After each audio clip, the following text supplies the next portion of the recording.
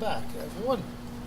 So today we're once again driving the UDES 14 Alt 5, a tank that is quickly becoming a major favorite of world of tanks.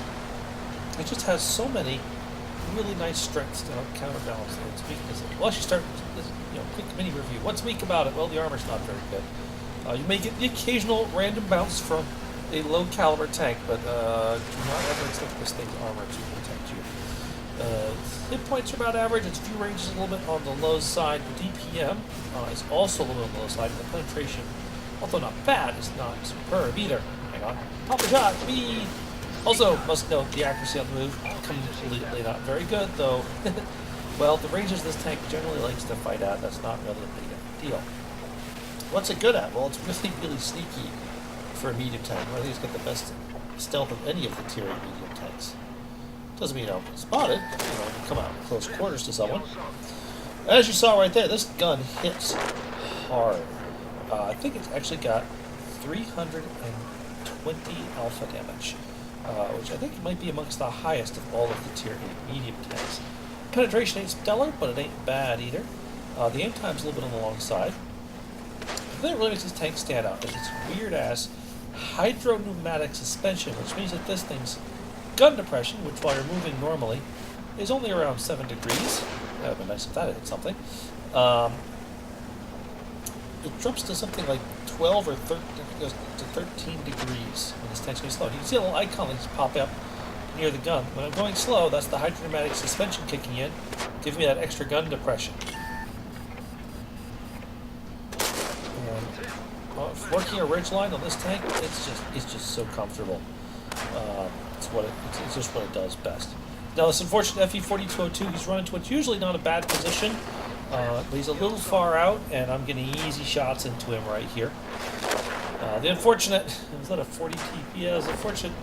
40 TP just discovered the hard way that the defender can shoot from the middle of the map. I'm rather glad he shot the TP and not me, because that would have been rather unfortunate. Spot this Chinese tank destroyer who's being really aggressive for a tank destroyer right off the bat. Well, the Chinese tank destroyers do have really good frontal armor. That was his side I was looking at. And I'm able to put a nice big round into him, which is very, very important. So, as a result, this tank excels on ridge lines and when using concealment. It's also decently fast. It's not the fastest of the tanks, but it ain't slow either. So I'm working this position right here. This position is great for a tank that loves good gun depression. I think I'd come here and slap in the guard, but well, there's a T-29 driving up there. Unfortunately, I don't know if the guard spotted me there or if it was the T-29. Probably the guard. But I decided to fall back and be patient so I don't get caught in a crossfire on top of that ridge line. This tank will not handle that kind of stress well. I'm still doing this tank at the time, so I'm just experimenting with it. I was just experimenting with that ridge line just to be like, I wonder how I can fit over that. But this tank's extra gun depression only really comes in handy to the front. Then you also get a little bit extra, I think, to the back. So I'm still looking for shots of opportunity here. My team is down on both tanks and health points, so this is a scary moment. Putting a blind shot in hopes of scoring our kill on the low health E25 with the low health guard. Unfortunately, it doesn't connect to either one. And that's why I see the Cromwell is YOLOing in Stritzwagen 74, and I go, oh, I should probably do something about that. My shell misses, but, well, that's okay. He doesn't have much health. So I'm able to just remove him from the game with my front fender. Sure, it hurts a lot because this tank's armor sucks, but he's still tier 6 tank, and I'm still very much alive tier 8 medium, so it's going to be alright.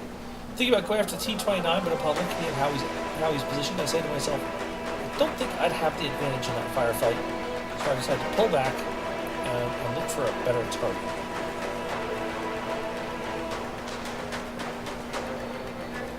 So I'm still working this ridge line here, because this is since I was not in a position to spawn easily into my preferred position, a little bit further north than this. I will move in here. There's a spot here. I'm like, what spotted me? Oh, geez, VK. He just took out my Stritzwagen friend, but that leaves time for me to just put a really big slap into his tank. He clearly did not like that. He takes off running, even though I'm on this very, very long reload. He could have run and got a couple damaging hits in before I would finish him off. So the two T-29s, the T-29 moving up on the south, but I decide that the T-29 still have most of their health. What we really need to do is try and do something about those other tanks. Now, I just take a hit there from Ferdinand. Something else shot at me there too that I didn't see. I was once again trying for a blind shot on the guard B-25 to get the kill. One of those, the miss was probably from one of them, but the hit was from a Ferdinand that hasn't been spotted. But because it was such a low alpha hit, I know he's only got the 105 million gun. And then the guard shows up and he's on very low health. I try and slip over here doing the whole, pneumatic suspension thing to get a hit. But even with things that say gun pressure doesn't work, so I say to myself, all right, well, my health is low health, let's go. E25 still up there, that's alright, he's not going to get anywhere to get me. Zip on by, finish off the guard, ram the Hellcat to try and track him in place, but that doesn't go as planned. I'm about to shoot him when he dies, so I switch fire to the VK, who goes, oh shit, blow him away. But now, and then I zip into cover here because of the WZ, whatever that is, the fake tank. And I'm trying to do a little pop out, blap, and head back in, but he slaps me for a pretty hefty hit. And unfortunately my shell missed. So now I'm kind of stuck in here. I'm like, I need to get out, but I'm pretty sure his alpha damage will kill me if I try and leave. But I do need to try and sneak out. Unfortunately, a previously undetected T-3485M basically drives up beneath me. So now I'm really stuck here, because I can't leave while I'm being spotted. I will probably not survive to make the run. So I just have to wait until this 3485M decides that it's not worth the effort of YOLOing me, because he could easily kill me in 2 shots. And I would only get 1 shot into it. When he disappears, I say to myself, this is my chance to try and make my escape. Not really. It's a tank destroyer. We fire at the same time, and amazingly, because I backed up, his shell missed. Somehow my shell RNGs just zips in, RNG-wise, right into his tank and finishes him off. Very, very fortunate there. So now I'm once again free to roam around the battlefield. Know where the Ferdinand is, we know the T-20s are in the south. I'm also wondering what's going on with our IS-2 here. We could really use this tank right now. He's at full health. And we're still down on health, even though we've almost gotten the tank back. So I'll give him a nudge to see if he'll react. It looks like he's thoroughly AFK. That's when the T-29 pops up. It's not a good shot here because of the dead Cromwell I put there earlier. Oops. So I have to wait for him to come all the way out and slap him on the side. It doesn't officially do that. The IS-2 wakes up and I go, oh, thank God. Now I can't back up too far. I don't want to get Ferdinanded. But when I go into pretty sure I'm no longer detected. I see there's a T-3485M. He's got his back to me. I just roll out. I slap him. Not only do I get a heck of a high roll, but then I set him on fire for even more damage. Leaves him as a very easy victim for any tank that can get another shot into it. IS-2 goes to finish him off, and I say to myself, that's fine, you can have him. I can't take too many risks here on this low health. And that's when our base is being captured. So the IS-2 runs off to deal with it, but I'm like, no, I'm going to go try and help out with this as well. I know it's one of 2 tanks. It's either the one remaining T-29 or it's the VK 3001P, both of which are low, both of which I'm pretty sure I can damage. No problem with this gun. The Ferdinand is not going to be in play because he's been sitting in the back line there, and the Ferdinand is a very, very slow tank. So I come up here and I'm going to pause a little bit because I don't want to go in there alone. I want there to be at least one other tank for him to shoot at to maximize my chances of not being killed when I YOLO in on whichever tank this happens to me. When I see the E-25 is making a move in, I also move in. And the E-25 actually spots him first, but I actually get the first clear line of fire, slap him for a nice big hit, and then go diving away.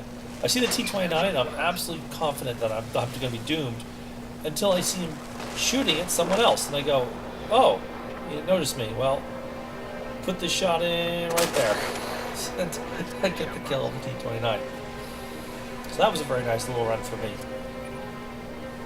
Well, there's just that Ferdinand left. And in all likelihood, he's probably still sitting up in that bush. And we still have a full health IS-2 to go take hits for us, so the rest of us can rain shells into him until he's destroyed. So I decide I'm going to use this tank's fairly excellent stealth, and the fact that the Ferdinand does not usually have that good a view range, to try and gain the spotting position, the spotting and shooting position that's up in it's E5. You'll see where I'm going in just a moment. The only real dangerous part of this is this bend right up here to get up into the elevated firing position. I'm pretty sure, I was looking at this thing, I'm pretty sure my stealth is high enough that I should be able to just slip right around this corner here and make it into concealment right up here. Sure enough, Ferdinand did not see me. So now I'm in my firing position, and all I have to do is be patient until someone else manages to spot him. There he is, taking a shot at the IS-2. Basically, he's got his armor fully pointed in this direction. Well, this gun's ammunition is pretty strong. You can see it's actually APCR. Ferdinand's frontal armor is pretty tough, and it doesn't have the accuracy that readily snipe weak points. So after firing several shots of standard that proved not to be doing very much,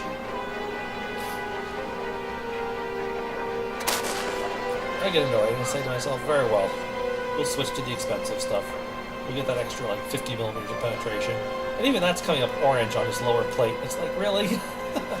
Well, so be it. I'll still end up just punching it right through the front of his tank for one last damaging hit before he is finished off. Let's take a look at the post-game stats of that one.